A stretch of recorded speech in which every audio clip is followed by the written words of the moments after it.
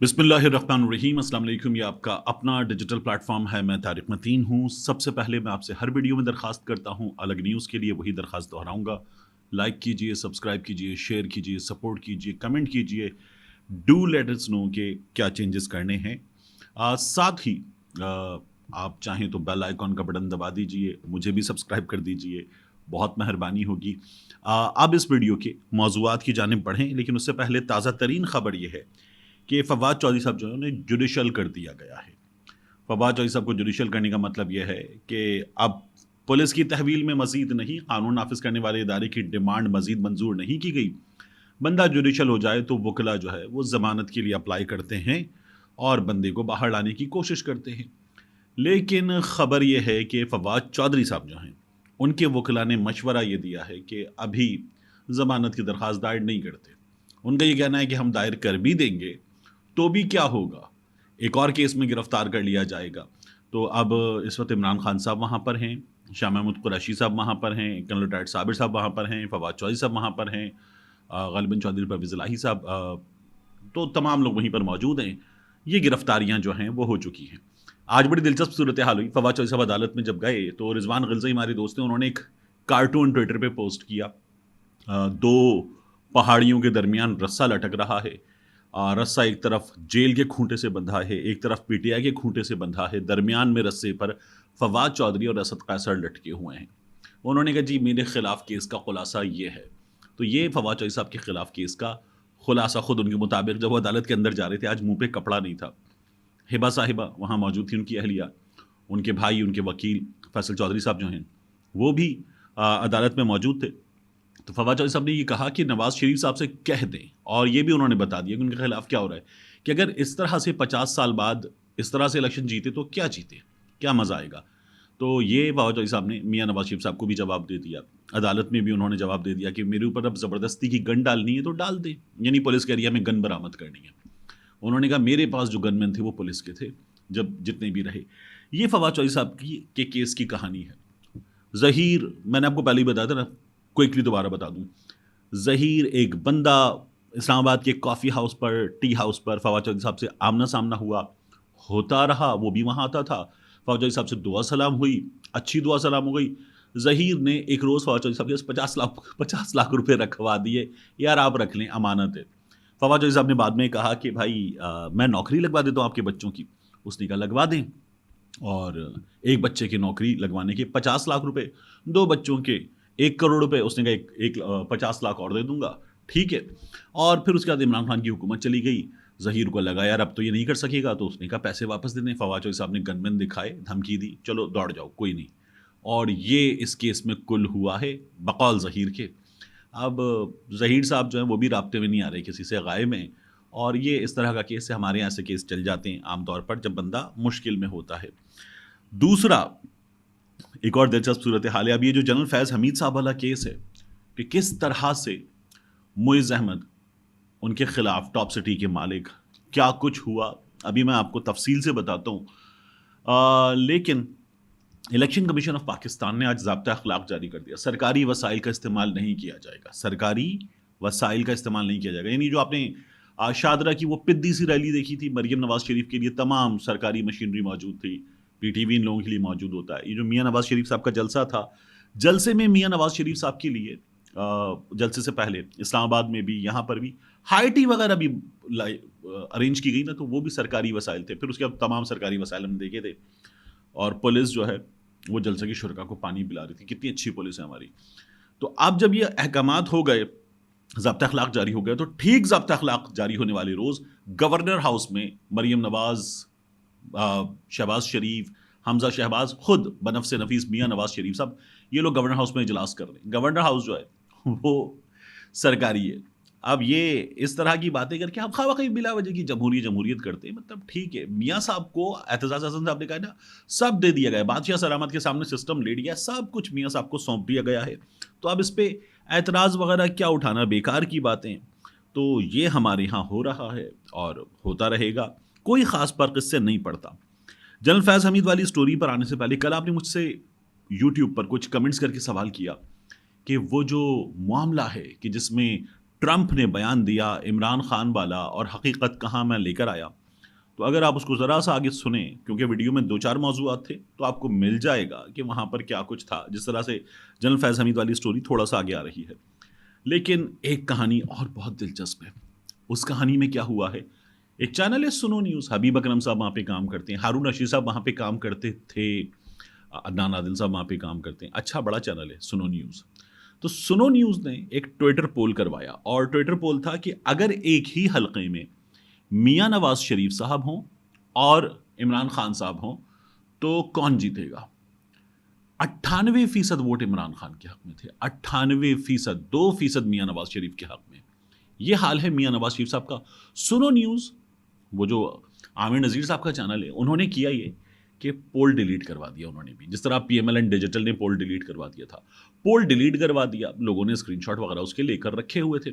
عامر نذیر صاحب ابھی میاں صاحب سے میں نے آپ کو کئی سٹوریز میں بتایا ہے, لندن میں مل کر آئے تھے. پھر ان کے چینل کے جو دوسرے ان کے پارٹنر ہیں وہ راولپنڈی سے الیکشن لڑنے جا رہے ہیں پاکستان مسلم لیگ نون کے ٹکٹ پر. تو وہ کیسے برداشت کر سکتے ہیں کہ میاں صاحب کی اتنی بے عزتی ہو جائے. انہوں نے کہا نہیں, یہ تو نہیں ہو سکتا. تو انہوں نے پول کو ڈیلیٹ کروا دیا. اب اس طرح ایک پول چل رہا ہے سنو نیوز کا, عمران خان ہائی مارجن سے, بڑے ہائی مارجن سے اس کو جیت رہے ہیں. ایک پول چل رہا ہے اب تک نیوز کا, عمران خان صاحب اس کو جیت رہے ہیں. میں نے پول کروایا تھا, کوئی 1.5 لاکھ کے قریب ووٹ تھے, عمران خان صاحب اس کو جیت چکے. اس کے بعد کامران خان صاحب نے جب P M L N digital نے پول ڈیلیٹ کروا دیا تو کامران خان صاحب نے پول کروا لیا. انہوں نے پہلے تو یہ کہا کہ یہ پول ڈیلیٹ کیوں کر دیا, جب عمران خان کی مقبولیت 81% نظر آ رہی تھی اور اپنے ٹویٹر اکاؤنٹ پہ, ویریفائڈ ٹویٹر اکاؤنٹ پہ پی ایم ایل این کی مقبولیت جو تھی وہ 16% تھی, تو یہ پول ڈیلیٹ کیوں کروایا. پھر کامران خان صاحب نے پول کروا لیا, اس کا فائنل رزلٹ آ گیا. عمران خان صاحب جو ہیں وہ اس پول کو جیت چکے ہیں کم و بیش غالباً 71-72% کے ساتھ. تو ممکن ہے اس سے 1-2% اوپر ہی ہو, اگر مجھے صحیح یاد نہیں ہے اس وقت. تو یہ کامران خان صاحب کے پول کا نتیجہ آیا, لاکھوں ووٹ اس میں بھی پڑ گئے اور وہ بھی عمران خان صاحب نے جیت لیا. سنو نیوز والوں نے پول ڈیلیٹ کیا, نیو نیوز والوں نے کہا انتباہ, وارننگ, یہ پول ڈیلیٹ نہیں ہوگا. تو دیکھ لیتے ہیں ڈیلیٹ ہوگا یا نہیں ہوگا. اس وقت جتنے ٹویٹر پولز ہو رہے ہیں بڑی بری طرح سے پی ایم ایل این مار کھا رہی ہے. انہوں نے تو کہہ دیا P M L N digital ہمارا اکاؤنٹ ہی نہیں ہے. جا کے دیکھیں پی ایم ایل این کا جو اوریجنل اکاؤنٹ ہے, مین اکاؤنٹ ہے, اس پر اگر آپ دیکھیں تو وہ اس کو خود P M L N digital کو فالو کر رہے ہیں اور وہاں سے اس کو اکثر آر ٹی بھی کرتے رہتے ہیں. لیکن اب اس وقت جو ہے وہ بھاگ گئے. اب آ جائیے جناب کہ ہوا کیا جنرل فیض حمید صاحب کا جو کیس ہے. دیکھیے جنرل فیض حمید صاحب جو ہیں جب وہ ڈی جی آئی نہیں تھے اور میاں نواز شریف صاحب کی حکومت تھی, غالباً چودھری نثار صاحب وزیر داخلہ تھے, تو یہ تب کی بات ہے. ہاں, کیونکہ 28 جولائی 2017 میاں صاحب کے خلاف سپریم کورٹ سے فیصلہ آیا تھا, میاں صاحب وزیر اعظم نہیں رہے تھے. تو یہ جو واقعہ ہے یہ 12 مئی 2017 کا ہے, تو اس لیے میاں صاحب کی وزارت عظمیٰ تھی, چودھری نثار صاحب وزیر داخلہ تھے. ابصار عالم صاحب نے ایک کالم لکھا تھا اس پر اور اس میں اس کی تمام تفصیلات بتائی تھیں. بڑی دلچسپ تفصیلات ہیں کہ کس طرح سے آرمی کے ایک سینئر آفیسر نے جو اس وقت حاضر سروس تھا بہت بڑی تعداد میں نفری لے جا کر ایک گھر سے بندے اٹھائے تھے. اور صرف ایک گھر سے بندے نہیں اٹھائے تھے, ایک غلط گھر سے بھی کچھ بندے اٹھا لیے تھے پہلے. پھر بعد میں چلا او یہ تو غلط جگہ آ گئے, تو پھر وہ صحیح جگہ سے بھی بندے اٹھائے تھے. افسار عالم صاحب نے کالم لکھا تھا جنرل فیض کے کارنامے. وہ لکھتے ہیں میرے محلے F11 میں 12 مئی 2017 کو نماز فجر سے کچھ دیر پہلے رینجرز کی درجنوں گاڑیاں, ٹرکس اور ایمبولینسز کا کانوائے 100 سے زائد مشین گنوں سے مسلح سولجرز کے ساتھ داخل ہوا. آپریشن کے طے شدہ پلان کے تحت گاڑیاں F11 کی مختلف گلیوں میں داخل ہوئیں اور ایک مقررہ وقت پر 4 گھروں کو گھیرے میں لے لیا. آپریشن فیضی رد دہشت گردی کا آغاز F11-4 میں رمیش سنگھ اروڑا کے گھر سے ہوا. رمیش سنگھ اروڑا کا گھر F11 اسلام آباد میں, تاریخ 12 مئی 2017. دیواریں پھلانگ کر مسلح وردی پوش اور سادہ کپڑوں میں ملبوس افراد گھر کے اندر لکڑی کا دروازہ توڑ کر کمروں میں گھس گئے. جو باہر کا دروازہ ہے 4 دیواری والا, اس سے اندر گئے. پھر جو گھر کا اندر کورڈ ایریا کا دروازہ اس کو توڑ کے اندر چلے گئے. رمیش سنگھ جو کہ پنجاب اسمبلی کے اقلیتی ممبر تھے اور ان کا خاندان کرتارپور سنگھ گردوارہ کے نسل در نسل نگران ہے, خود اس وقت کرتارپور گئے ہوئے تھے. گھر میں کوئی اور مرد بھی نہیں تھا, صرف ان کی بیوی, چھوٹے بچے, ان کی بیوہ بہن اور اس کے چھوٹے بچے سو رہے تھے. سب کو گھسیٹ کر بیڈ روم سے نکالا گیا اور ان ڈری سہمی عورتوں اور خوف زدہ بچوں سے تفتیش شروع ہوئی کہ وقار کدھر ہے۔ اب وقار تو وہاں کوئی تھا ہی نہیں، تو رمیش سنگھ اروڑا کا گھر تھا۔ کچھ ہی دیر میں انتہائی تربیت یافتہ اور بہترین انٹیلیجنس اور ہتھیاروں سے مسلح افسر عالم صاحب نے لکھا ہے نمبر 1 افسران کو احساس ہوا کہ وہ غلط گھر میں گھس گئے ہیں، اور جس گھر میں انہیں جانا تھا وہ رمیش کے گھر کے سامنے سڑک کے دوسری طرف تھا۔ فوراً ہی وہاں سے پسپائی اختیار کی گئی، لیکن عورتوں، بچوں کی نفسیات اور محلے میں ان کی عزت اور ساکھ کو جو نقصان پہنچنا تھا وہ پہنچ چکا تھا۔ رمیش سنگھ نے اس وقت کے وزیر داخلہ چودھری نثار کو خط لکھا کہ ISI اور رینجرز کے افسران اور اہلکاروں کے خلاف کارروائی کی جائے جنہوں نے ان کی چادر اور چار دیواری کی بے حرمتی کی ہے، لیکن باجوہ ڈاکٹرن کے مرکزی ستون جنرل فیض کو ٹچ کرنے کی جرت کس میں تھی؟ ابصار عالم صاحب نے یہ سوال اٹھایا۔ اچھا، اس کے بعد جو ہے ابصار عالم صاحب جو ہیں وہ آگے لکھتے ہیں کہ جی میں آپ کے سامنے رکھتا ہوں نا، چند گلیاں چھوڑ کر رینجرز اور ISI کے تقریباً 100 افسران اور مسلح جوان ایک اور گھر کی دیوار پھلانگ کر، دروازے توڑ کر وہاں موجود گھر والوں کو یرغمال بنا چکے تھے۔ ارد گرد کے سب لوگ اس گھر کے مکینوں کو جانتے تھے، آنا جانا تھا، عزت تھی، لیکن آج اسی گھر کا سیکیورٹی اور انٹیلیجنس کے افسران اور اہلکاروں نے محاصرہ کیا ہوا تھا۔ باہر رنگ برنگی جلتی بجھتی لائٹوں والے ڈالے، ٹرک اور ایمبولینسز کھڑی تھیں۔ پورا محلہ جاگ چکا تھا اور پریشان تھا کہ اتنے بڑے دہشت گرد ان کے ہمسائے ہیں اور انہیں پتہ ہی نہیں چلا، اور تمام گھر والوں کو مین لاؤنج میں جمع کر کے ان کے ہاتھ پیر باندھ دیے گئے۔ 10 سال کے ایک بچے نے جب ان لوگوں سے پوچھا کہ آپ ایسا کیوں کر رہے ہیں، تو اس کو زمین پر پٹخ کر اس کے منہ پر بوٹ رکھ کر اسے بتایا گیا کہ تمہارا باپ دہشت گرد ہے۔ دہشت گرد باپ اسلام آباد راولپنڈی کے سنگم پر موٹر وے کے کنارے ہزاروں ایکڑ پر پھیلی نجی ہاؤسنگ سوسائٹی کا مالک تھا، جس کی قیمت خربوں میں تھی، اور اس دہشت گرد کو صرف 4 ہفتے پہلے پنجاب ریونیو اتھارٹی نے سب سے زیادہ ٹیکس ادا کرنے والے ذمہ دار بزنس مین کا ایوارڈ دیا تھا۔ اس دہشت گرد کے گھر میں اس کے 75 سالہ سسر سے لے کر 2 سال کے بچے اور بچیوں سمیت 8 لوگ تھے۔ سسر ہاؤسنگ سوسائٹی کے مالک اور اس کے 20 سال کے سالے کو ہاتھ پاؤں باندھ کر پہلے گھر میں تشدد کیا گیا، گندی گالیاں دی گئیں، اور پھر سر منہ پر کپڑا چڑھا کر رینجرز کی گاڑیوں میں پھینکا گیا۔ گھر کا قیمتی سامان، کیش، کرنسی، کاغذات اور لائسنس یافتہ اسلحہ ٹرکوں میں ڈالا اور کشمیر ہائی وے پر گولڑا کے قریب ایک کمپلیکس کے تہخانے میں شفٹ کر دیا گیا۔ F11 کے مزید 2 گھروں میں آپریشن کیا گیا، اور وہاں سے سوسائٹی کے 2 افسران کو بھی، سوسائٹی کے مالک کا گھر پھر افسران کا گھر، بہیمانہ طریقے سے یرغمال بنا کر اسی تہخانے میں شفٹ کر دیا گیا۔ وہاں پر اگلے کئی دن بعد میں یہ تعداد سپریم کورٹ میں بھی، آج یہ کیس تھا تو 5 پتہ چل رہی ہے۔ ابصار عالم صاحب لکھتے ہیں وہاں پر اگلے کئی دن اور رات تفتیش کی آڑ میں سسر اور ہاؤسنگ سوسائٹی کے مالک اور اس کے 2 ایگزیکٹوز پر 3rd ڈگری شدید تشدد کیا گیا۔ 3rd ڈگری کا مطلب ہے ٹکا کے پٹائی کی گئی، مارا گیا، اور بجائے دہشت گردی کا پوچھنے کے اس کی ہاؤسنگ سوسائٹی کے کاغذات کی ملکیت کے بارے پوچھتے رہے۔ اب ابصار عالم صاحب جو ہیں وہ آگے لکھتے ہیں چند دنوں بعد جب انہیں لگا کہ اس ہاؤسنگ سوسائٹی کے مالک کا دماغ ٹھکانے آ گیا ہے، تو اس کو ایک اور کمرے میں لے جایا گیا جہاں اس کے سامنے ہاؤسنگ سوسائٹی کی پراپرٹی ٹرانسفر کے کاغذات رکھے گئے اور اسے حکم دیا گیا کہ دستخط کر دو۔ ان کاغذات میں پراپرٹی کی 50% ٹرانسفر کسی، اب ابصار عالم صاحب نے لکھا کیا، ان کاغذات میں پراپرٹی کی 50% ٹرانسفر کسی انورٹڈ کاماز میں ہے نجف نامی شخص کے نام پر۔ جنرل فیض پر کیس چل رہا ہے۔ جنرل فیض کے بھائی ہیں نجف حمید، یہ پٹواری، نجف حمید پٹواری ان کو عرف عام میں کہا جاتا ہے۔ تو کسی نجف نامی شخص کے نام پر اور بقیہ 50% ٹرانسفر لندن کی ایک رہائشی معصومہ کے نام پر منتقل کی گئی تھی۔ اب فرینکلی سپیکنگ میں نے اس معصومہ کے بارے میں زیادہ جاننے کی کوشش نہیں کی، سپریم کورٹ میں کیس جو ہے وہ جنرل فیض حمید کے حوالے سے آ گیا۔ ہاؤسنگ سوسائٹی کے مالک نے دستخط کرنے سے پھر انکار کر دیا، مزید تشدد سہنا پڑا لیکن وہ نہ مانا۔ آخر کار اس پر 780A کے تحت دہشت گردی اور دھماکہ خیز مواد رکھنے کا پرچہ کاٹ کر CTD پنڈی کے حوالے کر دیا گیا۔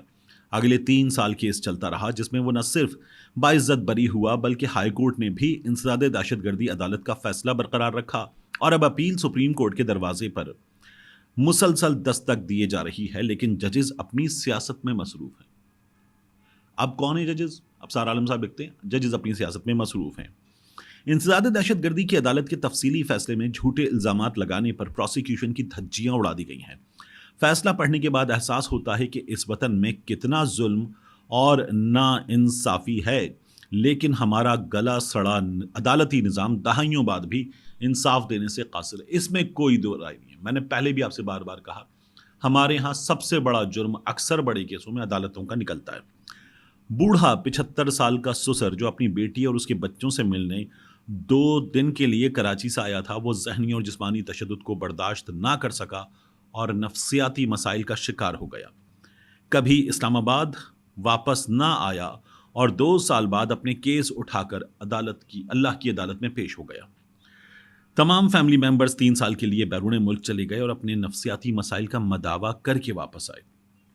ابصار عالم صاحب تقریباً کنکلوڈ کرتے ہیں، یہ واقعہ باجوہ ڈاکٹرن کے دور فیضی کی دیگ میں سے چاول کا صرف ایک دانہ، یعنی یہ صرف ایک ایگزامپل ہے جس سے اندازہ ہو سکتا ہے کہ سرکاری عہدے اور وردی کی آڑ میں مال سمیت فاشزم کس کس لیول پر جاری تھا.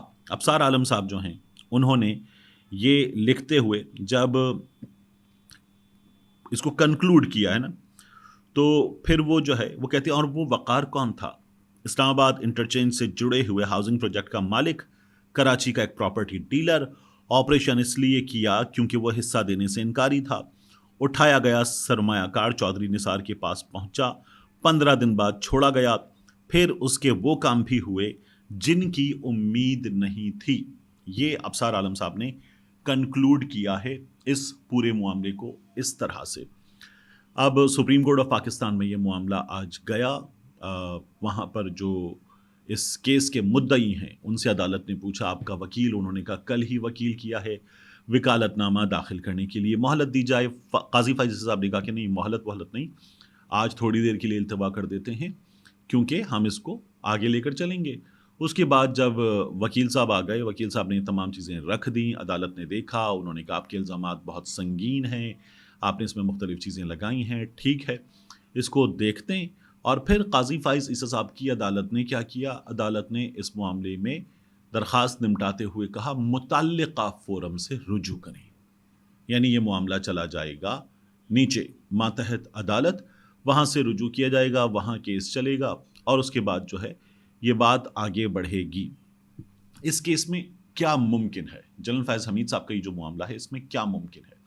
اگر آپ میری رائے لیں تو جنرل فیض حمید صاحب کو اس میں چیزیں ثابت ہوں. ایک بہت بڑی تعداد ہے آفیسرز کی، اہلکاروں کی، جو یقیناً اس تمام کارروائی کو انجام دینے گئے تھے، کس کے احکامات پر گئے تھے، وہاں سے یہ تمام چیزیں سامنے آئیں تو جنرل فیض حمید صاحب کو اس کا نتیجہ بھگتنا پڑ سکتا ہے، ان کے خلاف کارروائی ہو سکتی ہے. اس کارروائی کے سلسلے میں عدالت پھر محکمے کو یعنی کہ افواج پاکستان کو کہہ سکتی ہے کہ یہ آپ کا معاملہ ہے، آپ سزا دینے کے لیے اس کو آپ دیکھیے. یا پھر یہ بھی ہو سکتا ہے کہ یہ معاملہ باہر آ گیا ہے، یعنی یہ انٹرنل میٹر تو نہیں ہے نا، یہ تو ایک شہری کے ساتھ ہوا ہے، تو عدالت کہے کہ ٹھیک ہے اب اس کو عدالت دیکھے گی اور جنرل صاحب کو اس میں سزا سنا دی جائے ثبوتوں کے بعد. یہ ایک پاسبلٹی ہے. دوسری پاسبلٹی اس میں جو ہے، میری اسلام آباد میں ایک سینئر ان معاملات کو کور کرنے والے رپورٹر دوست سے بات ہوئی، انہوں نے کہا دوسری پاسبلٹی ہے اور وہ زیادہ اسٹرانگ ہے. دوسری پاسبلٹی یہ ہے کہ یہ معاملہ آؤٹ آف کورٹ سیٹلمنٹ کی طرف چلا جائے. میں نے پوچھا اس میں کیا ہوگا؟